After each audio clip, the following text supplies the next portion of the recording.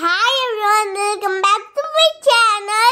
ಇವತ್ತು ನಾನು ತೊಂಡೆಕಾಯಿಂದ ಫ್ರೈ ಮಾಡೋದು ಹೇಗೆ ಅಂತ ತೋರಿಸ್ಕೊಡ್ತೀನಿ. ಇದು ತುಂಬ ಟೇಸ್ಟಿಯಾಗಿರುತ್ತೆ.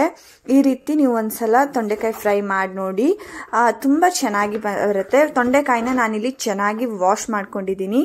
ವಾಶ್ ಮಾಡಿಕೊಂಡು ಈ ಥರ ಒಂದು ಕಲ್ಲು ತಗೊಂಡು ಇದನ್ನು ಸ್ವಲ್ಪ ಜಜ್ಕೊಳ್ಬೇಕು. ಜಜ್ಕೊಂಡಂತಹ ತೊಂಡೆಕಾಯಿನ ನಾನು ಒಂದು ನೀರಿಗೆ ಹಾಕೊಳ್ತಾ ಇದ್ದೇನೆ.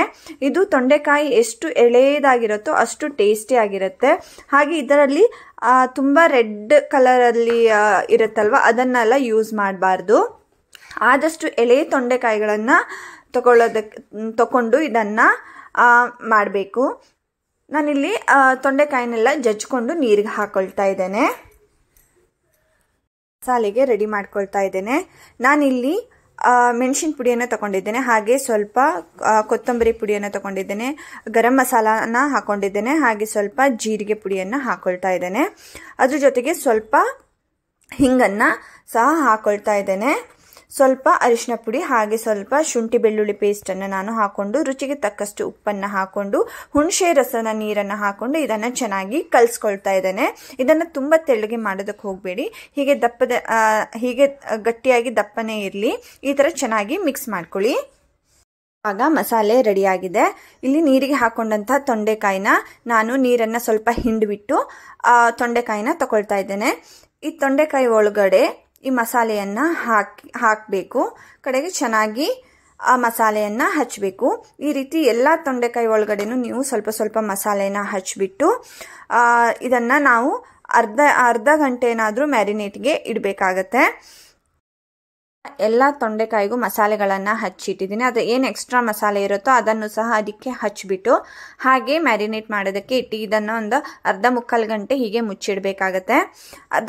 ಅರ್ಧ ಮುಕ್ಕಾಲು ಗಂಟೆ ಆದಮೇಲೆ ಇದನ್ನು ನಾವು ತವಾದಲ್ಲಿ ಸ್ವಲ್ಪ ಎಣ್ಣೆನ ಹಾಕ್ಕೊಂಡು ಫ್ರೈ ಮಾಡ್ಬೋದು. ನೋಡಿ, ಇವಾಗ ಅರ್ಧ ಗಂಟೆ ಆಗಿದೆ. ನಾನು ಇದನ್ನು ಫ್ರೈ ಮಾಡ್ತಾ ಇದ್ದೇನೆ. ಕಬ್ಬಿಣದ ತವಾದಲ್ಲಿ ಮಾಡೋದಕ್ಕೆ ಟ್ರೈ ಮಾಡಿ. ಅಕಸ್ಮಾತ್ ನಿಮ್ಮ ಹತ್ರ ಇಲ್ಲ ಅಂದರೆ ನಾರ್ಮಲ್ ತವಾ ಸಹ ಆಗುತ್ತೆ. ನಾನಿಲ್ಲಿ ಸ್ವಲ್ಪ 2-3 ಚಮಚ ಎಣ್ಣೆನ ಹಾಕೊಂಡಿದ್ದೀನಿ. ಸ್ವಲ್ಪ ಕರಿಬೇವು ಸೊಪ್ಪನ್ನು ಇದಕ್ಕೆ ಹಾಕೊಳ್ತಾ ಇದ್ದೇನೆ. ಹಾಗೆ ಎಲ್ಲ ತೊಂಡೆಕಾಯಿನ ಫ್ರೈ ಮಾಡೋದಕ್ಕೆ ಇಡ್ತಾ ಇದ್ದೇನೆ. ತೊಂಡೆಕಾಯಿ ಎಲ್ಲ ಇಟ್ಟಾದ್ಮೇಲೆ ಇದಕ್ಕೆ ನಾನು ಸ್ವಲ್ಪ ನೀರನ್ನು ಚಿಮಿಸ್ತಾ ಇದ್ದೇನೆ. ನೀರನ್ನು ಚಿಮಿಸ್ಬಿಟ್ಟು ಒಂದು ಲಿಡ್ಡನ್ನು ಕ್ಲೋಸ್ ಮಾಡಿ ಇಡಿ.